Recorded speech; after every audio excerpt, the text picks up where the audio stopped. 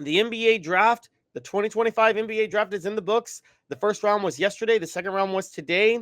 Cooper Flagg was the star. The first pick out of Duke went to Dallas. It's almost like Dallas is not missing a beat after trading Luka Doncic. They now have Cooper Flagg and Anthony Davis on their roster. Dylan Harper went second to the Spurs. VJ Edgecombe to the Sixers was the third pick. Con Kneppel, also out of Duke, to the Hornets was the fourth pick. Ace Bailey was the fifth pick. Harper and Bailey both out of Rutgers. Trey Johnson out of Texas was the sixth pick. Jeremiah Spears out of Oklahoma was the seventh pick. Igor Demon out of BYU, the eighth pick. Colin Murray Boyles out of South Carolina, the ninth pick. Kamal Malak out of Duke again was the 10th pick. So, who is the biggest star out of this draft? I hate to be cliche. I hate to be obvious. I haven't stood 10 toes down on this every time I've covered an NBA draft, but Cooper Flagg is the best pick in this draft. He laps the field for the top 10. I got to be honest. I don't think it's close. Okay. And I don't think it's close for a few reasons. One, let's just go down the rest of the list. Dylan Harper and Ace Bailey, both out of Rutgers. I have a rule with NBA top 5 lottery picks, and it's a big one, by the way. It's the Ben Simmons rule, and it's applied beyond Ben Simmons. If you are a true top 5 pick in the NBA draft, you should be good enough in college to get your team to the NCAA tournament. Dylan Harper and Ace Bailey were teammates. They didn't just not get Rutgers to the NCAA tournament. Rutgers had a losing record last year, okay? So how can you look at Rutgers and see what they did and think that these two are deserving of being top 5 picks in the NBA? I mean, I'm sorry, that's just absolutely ridiculous. I mean, it's a massive bust and a disappointment to even suggest that they should be top 5 picks. I think, again, if you are a true 5-star, if you are a true top 5 pick, you can get a team to the NCAA tournament. If you're one of two, you can easily get a team to the NCAA tournament, and you certainly should not be having a losing record. So I'm writing off Dylan Harper and Ace Bailey immediately. VJ Edgecombe out of Baylor, I think probably is the second best pick in this draft of all of them. I think VJ Edgecombe out of the Bahamas is a very, very good pick. Baylor didn't have a lot of success, but I think VJ Edgecombe himself, a little bit raw, but he did at least get them to the NCAA tournament. Had 15 points, was 34% from three, a 6'5 guard, 6'5", 180. I think coming out of the Bahamas and then playing in Long Island, I think if he develops, he can end up being a very solid guard. So VJ Edgecombe is my second best player on this. Con Knuppel is my third if we're just going down this list. Cooper Flagg and Con Knuppel, I know you could say if the two of the top 3 best players in the NBA draft are there, how did they not go win it all in the NBA in the national title? How did they blow that 9-point lead to Houston? Well, they blew that 9-point lead to Houston because of absolutely horrendous coaching by John Shire down the stretch, okay, including giving the ball to Tyrese Proctor. So I don't put that on them at all. So Cooper Flagg, Con Knuppel, totally fine with them being top 5 picks. Trey Johnson out of Texas, again, poor coaching, but a very good player. Okay, I'm Trey Johnson, I would say, is probably competes with VJ Edgecombe and Con Knuppel. He's right there. They're all in that second tier of top tier players just behind Cooper Flagg. But Trey Johnson averaged 20 points at Texas, was an elite 3-point shooter, 39.7% from 3. Another long guard, 6'6", 190. The problem with Trey Johnson was his shot selection from 2 wasn't good, but a part of that was just, again, bad coaching. That'll improve as he gets to the next level. Beyond Trey Johnson, Jeremiah Fears was the 7th pick. I'm sorry. Jeremiah Fears, I have no faith in whatsoever. He shot 28% from 3 this year at Oklahoma.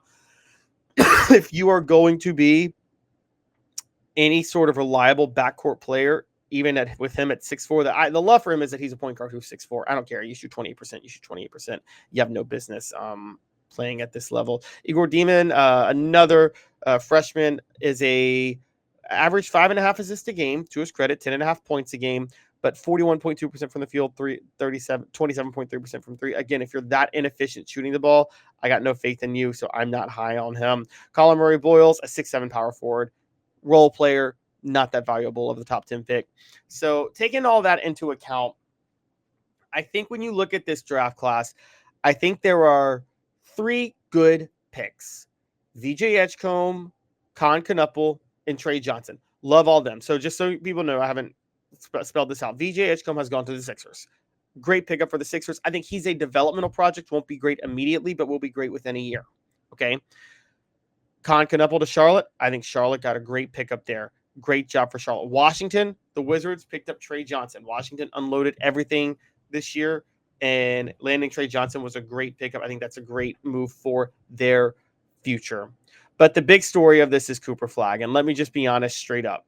Cooper Flagg is the best player in this draft, bar none. And Cooper Flagg is a home run number one draft pick. I think he's going to be a superstar very quickly in the NBA.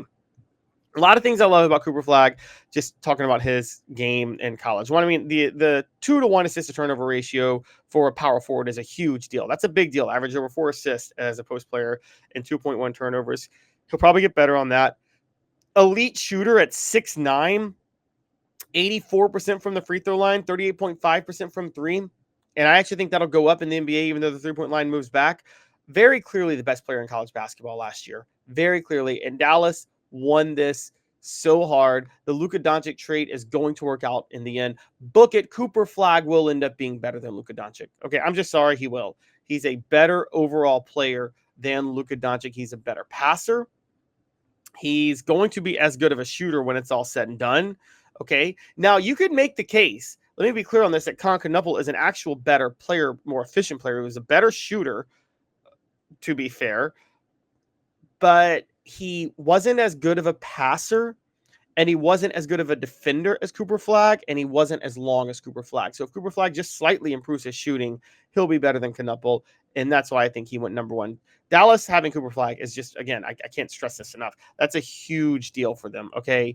They could have the modern day version of the Twin Towers with Cooper Flagg and Anthony Davis. That's not a thing anymore.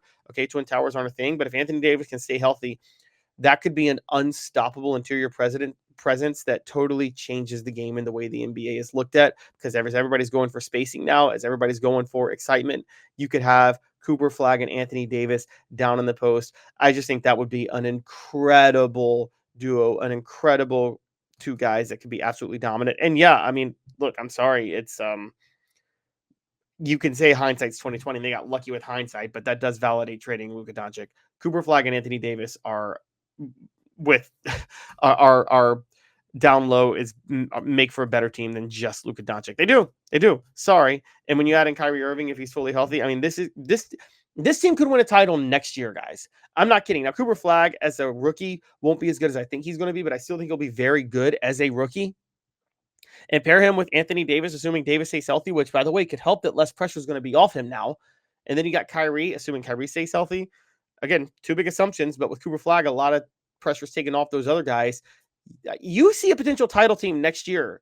Cooper Flagg to Dallas could be very similar to Magic Johnson to the Lakers.